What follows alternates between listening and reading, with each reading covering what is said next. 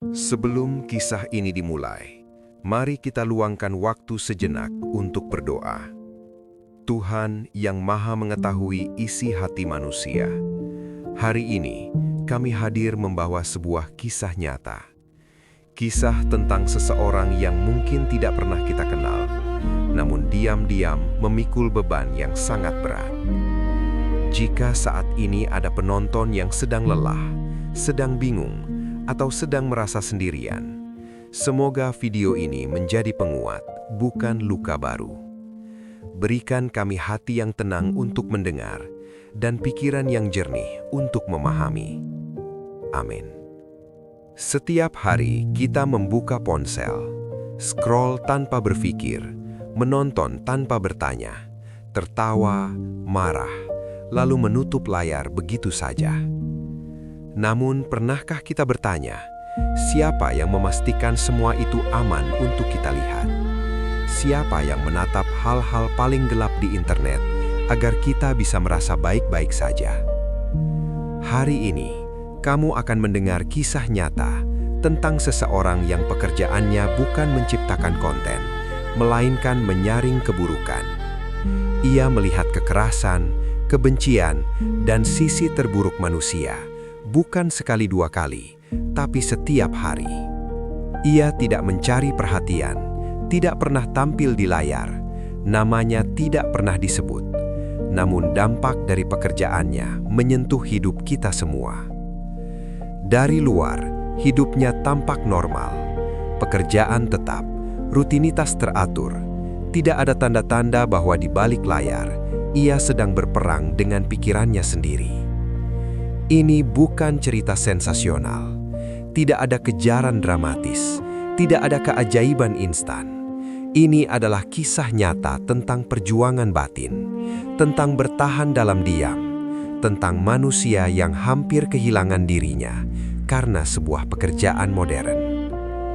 Tonton video ini sampai selesai, karena mungkin tanpa sadar kita pernah berada di posisi yang sama, atau mungkin kita mengenal seseorang yang sedang memikul beban serupa. Jika kamu merasa kisah-kisah seperti ini penting untuk didengar, jika kamu ingin lebih banyak cerita nyata yang manusiawi dan bermakna, jangan lupa untuk subscribe channel Kreo ID.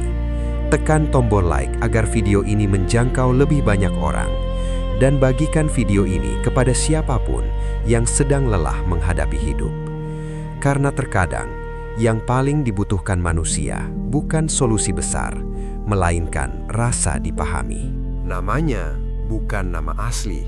Dalam kisah ini, kita akan memanggilnya Ardi. Ardi berusia 29 tahun. Ia bukan siapa-siapa yang terkenal, tidak punya ribuan pengikut, tidak pernah tampil di depan kamera.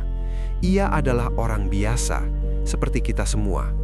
Setiap pagi, Ardi bangun dengan alarm yang sama, mandi dengan air dingin, sarapan seadanya, lalu berangkat bekerja seperti jutaan orang lainnya di kota ini. Pekerjaannya terdengar modern, bahkan bagi sebagian orang terdengar aman dan nyaman. Ardi bekerja sebagai seorang konten moderator. Tugasnya adalah menilai konten yang dilaporkan pengguna, menentukan mana yang layak dilihat publik, dan mana yang harus dihapus agar tidak melukai orang lain. Ardi tidak bekerja menciptakan hiburan, ia bekerja membersihkan sisi gelap dunia digital. Secara pribadi, Ardi adalah orang yang tenang. Ia jarang marah, jarang mengeluh, lebih sering memilih diam daripada berbicara panjang. Rekan-rekannya mengenalnya sebagai pekerja yang rapi dan disiplin, datang tepat waktu, pulang tanpa banyak cerita. Di rumah, orang tuanya menganggap Ardi anak yang mandiri, tidak pernah merepotkan, tidak banyak meminta, selalu terlihat baik-baik saja. Jika seseorang melihat hidup Ardi dari luar, tidak ada yang tampak mencurigakan. Tidak ada drama, tidak ada masalah besar. Ia hidup seperti kebanyakan orang dewasa muda, bekerja, menabung, menjalani hari demi hari. Namun, ada satu hal tentang Ardi yang tidak pernah benar-benar diketahui orang lain. Setiap hari, di balik layar komputer yang tampak biasa, Ardi melihat hal-hal yang tidak semua orang sanggup lihat. Dan perlahan, pekerjaan itulah yang mulai mengubah cara Ardi memandang dunia dan dirinya sendiri. Di mata orang-orang di sekitarnya, hidup Ardi berjalan normal. Tidak ada yang terlihat aneh. Tidak ada tanda-tanda bahwa ia sedang menanggung sesuatu yang berat. Setiap pagi, Ardi berangkat kerja dengan langkah yang sama. Wajahnya tenang, gerakannya teratur. Tidak pernah tergesa, tidak pula berlebihan. Di kantor, ia duduk di meja yang sama, menyalakan komputer, mengenakan headset, lalu mulai bekerja seperti hari-hari sebelumnya. Ia jarang berbincang panjang dengan rekan kerja, bukan karena sombong, melainkan karena ia terbiasa menyimpan banyak hal untuk dirinya sendiri. Saat jam makan siang, Ardi duduk bersama rekan-rekannya, mendengarkan obrolan ringan, tertawa seperlunya. Tak ada yang curiga. Jika ditanya apakah pekerjaannya berat, Ardi hanya tersenyum kecil dan berkata, biasa saja. Di luar kantor, hidup Ardi juga tampak rapi. Ia pulang tepat waktu, sesekali membeli makan malam sederhana, menonton sesuatu yang ringan sebelum tidur. Media sosialnya tenang, tidak banyak unggahan, tidak banyak keluhan, hanya potongan kecil dari hidup yang tampak baik-baik saja. Keluarganya merasa Ardi sudah mapan, punya pekerjaan tetap, tidak pernah meminta bantuan, tidak pernah mengeluh tentang apapun.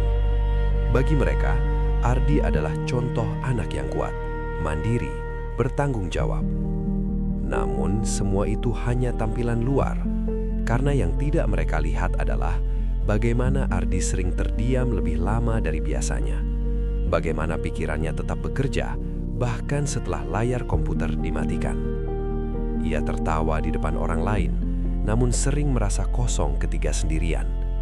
Hidup Ardi memang terlihat baik-baik saja, terlalu baik. Dan justru disitulah masalah itu mulai bersembunyi. Permasalahan dalam hidup Ardi tidak datang secara tiba-tiba. Ia tidak hadir sebagai ledakan besar. Tidak ada satu kejadian dramatis yang langsung mengubah segalanya.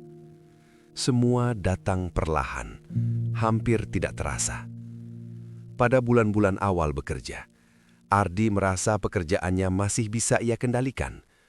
Konten yang ia tinjau kebanyakan ringan, komentar kasar, spam, hal-hal yang masih bisa ia abaikan begitu layar dimatikan.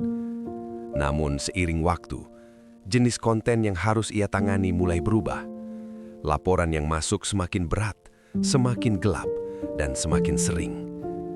Ardi mulai berhadapan dengan konten kekerasan, pelecehan, kebencian yang ditulis dengan sangat sadar. Ia tidak punya pilihan untuk menutup mata. Setiap konten harus ditonton sampai selesai. Setiap detail harus diperhatikan. Ada aturan yang harus dipatuhi. Ada target yang harus dicapai, ada akurasi yang tidak boleh salah. Di satu sisi, Ardi sadar bahwa pekerjaannya penting. Jika ia lalai, konten itu bisa menyakiti lebih banyak orang. Namun di sisi lain, tidak ada yang benar-benar mempersiapkannya untuk dampak yang harus ia terima. Tekanan tidak hanya datang dari layar, tekanan juga datang dari sistem kerja. Ardi bekerja dengan status kontrak. Evaluasi dilakukan secara berkala. Kesalahan kecil bisa berdampak besar. Ia tidak bisa sekadar berkata lelah. Ia tidak bisa memilih konten yang ingin ia lihat. Hari demi hari, Ardi mulai merasakan perubahan dalam dirinya. Ia menjadi lebih sensitif, lebih mudah lelah, lebih sering merasa cemas tanpa alasan jelas. Namun ia tidak menganggap itu sebagai masalah besar. Ia berpikir semua itu akan berlalu. Ia yakin dirinya hanya butuh waktu untuk menyesuaikan diri. Tanpa disadari, pekerjaan itu mulai ikut masuk ke dalam hidup pribadinya. Dan sejak saat itu, batas antara pekerjaan dan kehidupan pribadi perlahan mulai menghilang. Ada satu fase dalam hidup Ardi di mana ia mulai merasa bahwa tubuh dan pikirannya tidak lagi berjalan seirama. Ia tetap bangun pagi, tetap berangkat kerja, tetap duduk di depan layar. Namun ada sesuatu di dalam dirinya yang perlahan terkikis. Kelelahan itu bukan jenis lelah yang bisa hilang dengan tidur, bukan pula lelah yang bisa ditebus dengan libur singkat.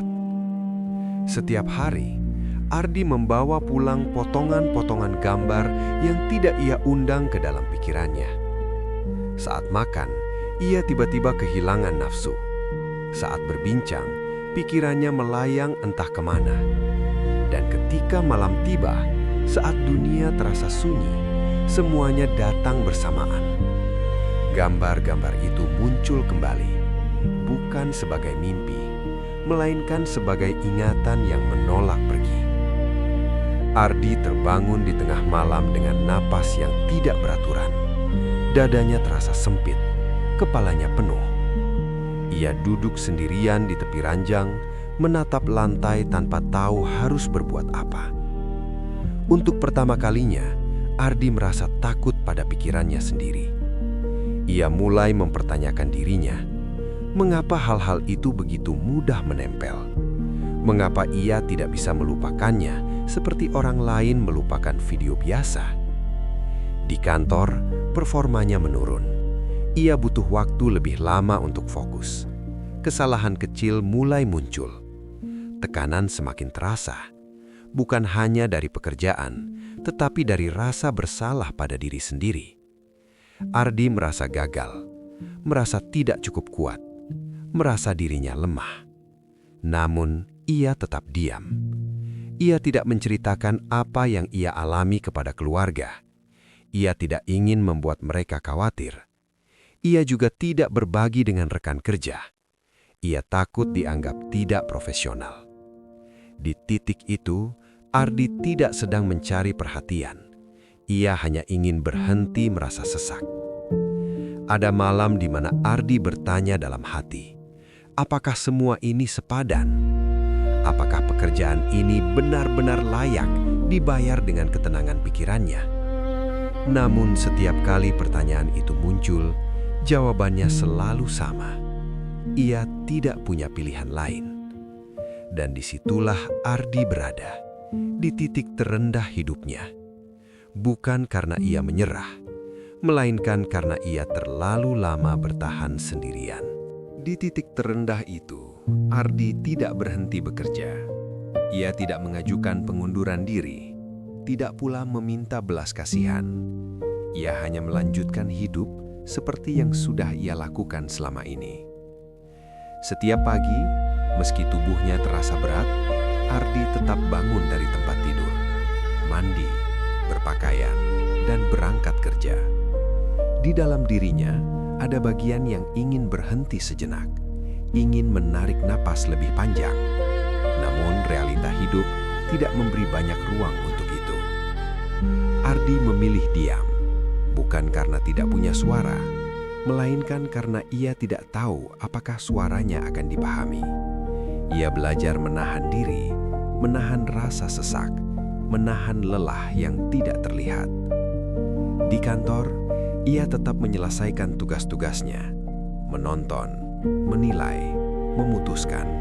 Semua dilakukan dengan wajah yang sama, tenang, terkendali. Tidak ada yang tahu bahwa setiap keputusan kecil menguras tenaga batin yang besar. Di luar jam kerja, Ardi mencoba menjalani hari seperti biasa. Ia berjalan pulang, makan malam, membersihkan diri. Namun pikirannya jarang benar-benar istirahat. Ia tidak mencari pelarian yang berbahaya. Ia hanya mencoba bertahan, kadang dengan diam lebih lama, kadang dengan menghindari percakapan, kadang dengan membiarkan hari berlalu begitu saja.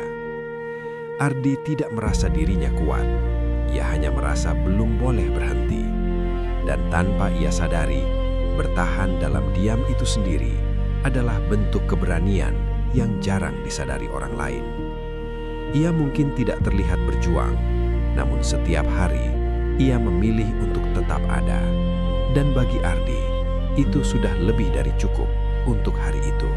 Perubahan dalam hidup Ardi tidak datang sebagai keajaiban besar. Tidak ada peristiwa dramatis yang tiba-tiba menghapus semua luka. Titik balik itu datang secara sederhana, hampir tidak ia sadari pada awalnya. Suatu hari, di sela waktu istirahat kerja, Ardi membaca sebuah pesan singkat di forum internal karyawan. Pesan itu ditulis tanpa nama, tidak ditujukan pada siapapun secara khusus. Isinya sederhana, namun terasa sangat dekat. Pesan itu berbunyi bahwa merasa lelah bukan tanda kelemahan, bahwa ada pekerjaan yang memang secara alami menguras batin manusia. Kalimat itu berhenti lama di kepala Ardi. Untuk pertama kalinya, ia tidak menyalahkan dirinya sendiri. Ia mulai menyadari bahwa apa yang ia rasakan bukan sesuatu yang aneh, bukan pula kegagalan pribadi. Sejak hari itu, Ardi mulai melakukan hal-hal kecil yang selama ini ia abaikan. Ia mengizinkan dirinya untuk berhenti sejenak ketika merasa penuh. Ia mulai menjaga jarak dari layar di luar jam kerja. Ia mengurangi konsumsi berita yang tidak perlu, menghindari konten yang berat di waktu senggang. Ardi juga mulai mencari bantuan tanpa mengumumkannya pada siapapun. Ia membaca, ia belajar memahami reaksinya sendiri. Ia mendengarkan tubuh dan pikirannya dengan lebih jujur. Perubahan itu tidak langsung terasa. Masih ada hari berat. Masih ada malam yang sunyi. Namun, Ardi mulai menyadari satu hal penting. Ia tidak harus hancur untuk dianggap bekerja keras. Dan kesadaran kecil itulah yang perlahan membuka jalan menuju cara hidup yang lebih sehat. Hari ini, hidup Ardi tidak berubah secara drastis. Ia tidak mendadak menjadi sosok yang selalu bahagia. Tidak juga meninggalkan pekerjaannya begitu saja. Ardi masih bekerja sebagai konten moderator, masih duduk di depan layar yang sama, masih menjalani rutinitas yang serupa. Namun, ada sesuatu yang berbeda. Ardi kini lebih mengenal batas dirinya. Ia tidak lagi memaksa diri untuk selalu terlihat kuat. Ia belajar berhenti sebelum benar-benar habis. Belajar mengakui lelah tanpa merasa bersalah. Ada hari-hari di mana ingatan itu masih muncul. Ada malam-malam di mana pikirannya belum sepenuhnya tenang. Namun Ardi tidak lagi melawan semuanya sendirian. Ia mulai memahami bahwa ketenangan bukan tentang menghapus semua luka, melainkan tentang hidup berdampingan dengan luka itu secara lebih sehat. Yang mengejutkan, Ardi tidak merasa kalah. Ia justru merasa lebih utuh sebagai manusia. Ia tidak lagi menilai dirinya dari seberapa kuat ia menahan beban, melainkan dari seberapa jujur ia menjaga dirinya sendiri. Hidup Ardi mungkin tidak tampak istimewa bagi orang lain. Namun bagi Ardi, hari-hari yang kini ia jalani terasa lebih ringan. Bukan karena bebannya berkurang, melainkan karena ia tidak lagi menyangkal keberadaan beban itu. Dan disitulah, tanpa banyak orang sadari, Ardi menemukan ketenangan baru yang selama ini ia cari. Kisah Ardi mungkin tidak terdengar luar biasa, tidak penuh pencapaian besar, tidak pula dipenuhi kemenangan yang terlihat. Namun justru di sanalah letak maknanya. Di dunia yang terus bergerak cepat, banyak orang dipaksa terlihat kuat, meski batinnya lelah. Banyak pekerjaan modern yang tidak meninggalkan luka di tubuh, namun perlahan menggores pikiran. Ardi adalah gambaran dari mereka yang bekerja dalam senyap, yang memikul beban agar orang lain bisa merasa aman. Jika kamu sedang berada di fase hidup di mana pekerjaan terasa menguras batin, ingatlah bahwa perasaanmu valid. Merasa lelah bukan berarti gagal. Merasa ingin berhenti bukan berarti lemah. Seringkali, bertahan saja sudah merupakan bentuk keberanian yang tidak semua orang sanggup lakukan. Kita tidak selalu bisa memilih beban apa yang datang dalam hidup. Namun kita bisa belajar bagaimana menjaganya agar tidak menghancurkan diri sendiri. Jika kisah ini menyentuh hatimu, luangkan waktu sejenak untuk menuliskan doa terbaikmu di kolom komentar. Doa untuk Ardi, doa untuk siapapun yang saat ini sedang berjuang dalam diam. Jangan lupa untuk subscribe channel Krio ID agar kamu tidak ketinggalan kisah-kisah nyata yang manusiawi dan penuh makna. Tekan tombol like jika kamu merasa video ini penting, dan bagikan video ini kepada orang-orang yang kamu pedulikan. Karena terkadang, yang paling dibutuhkan seseorang bukan nasihat panjang, melainkan rasa dipahami. Mari kita tutup dengan doa. Tuhan, jaga mereka yang bekerja tanpa sorotan. Kuatkan hati yang lelah, tenangkan pikiran yang penuh, dan semoga setiap perjuangan tidak pernah sia-sia. Amin.